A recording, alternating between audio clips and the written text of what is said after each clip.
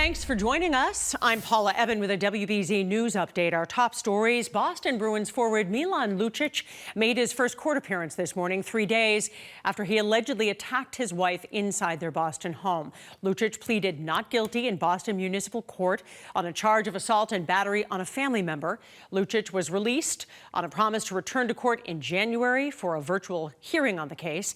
Lucic was also ordered not to harm the victim and to stay away from alcohol. There will be an independent investigation into the Canton Police Department and Select Board.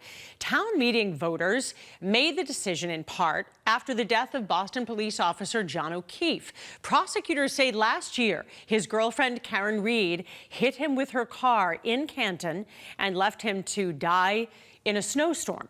Reed's lawyers claim that she's being framed as part of a cover-up.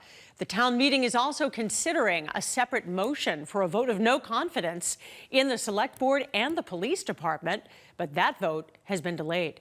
The MBTA says that it is making progress eliminating slow zones on the Red Line. The T announced the crews finished the critical track work between Park Street and the JFK UMass stations, which eliminated 9 slow zones. Speed restrictions are now impacting only 10 miles of the Red Line, the fewest since the slow zones went into effect in March. We have a next weather alert. Our meteorologists are tracking a rainy storm moving in tonight, and it will bring rain, wind, even some snow. So let's get a check on the forecast with meteorologist Jason Mikell. Well, back to our weather headlines. We're talking about that next weather alert. Again, the timeline, we have to focus in on this because a lot of people are traveling. 8 p.m. is when things start to turn downhill for us, and that carries over through noon tomorrow. Again, mainly it's going to be a rain and also a wind-driven storm, but we cannot rule out the white stuff that is likely going to be in the higher terrain.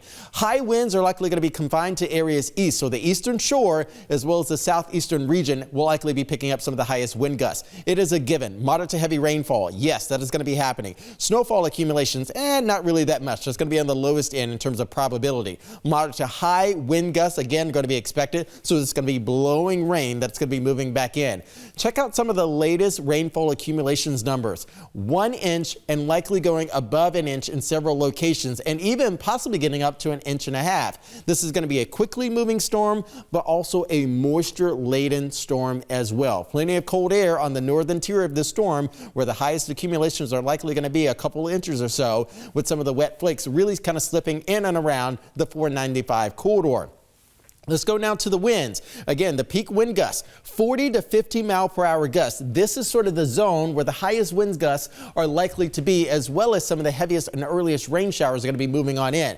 95 to 495, we start to lighten things up a little bit where you can see the yellow is. Still expecting gusts approaching 30 miles per hour.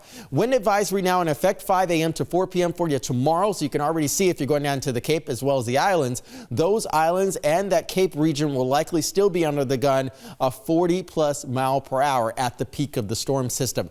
As I said before, plenty of cold air lofted into the storm system on the northern side here, but notice the onshore winds coming back in. I think it's likely to smash right into the cold air and then quickly erode away. But these are bouts of very heavy rain moving through, so moderate to heavy rain will limit visibility in the overnight hours.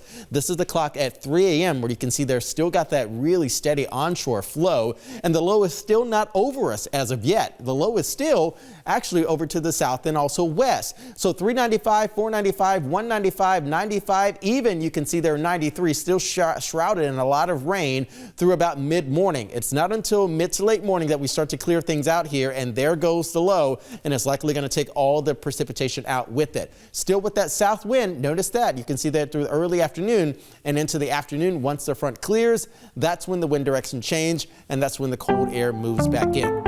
Here's your next 7. Weather alert again on Wednesday, high temperatures in the mid to upper 40s, and I think that will be a stretch given the early rainfall as well as some of the cloud cover that will linger throughout the afternoon. So we could likely just top out around 45 degrees or so. Still in the 30s waking up on Thanksgiving Day morning, but notice dry and chilly, especially for the rivalry games that morning. We stick with that narrative on Friday, mid 40s, a little bit cooler, but even cooler once we get into Saturday, and frankly likely to be cold as well. Still expecting some gusty winds starting out Saturday in the teens, climbing to near 40 degrees by Sunday. Still fairly dry with near normal conditions, a little bit cooler behind another cold front you can see there by Monday. Paula? Jason, I'm Paula Ebben. This has been a WBZ News Update.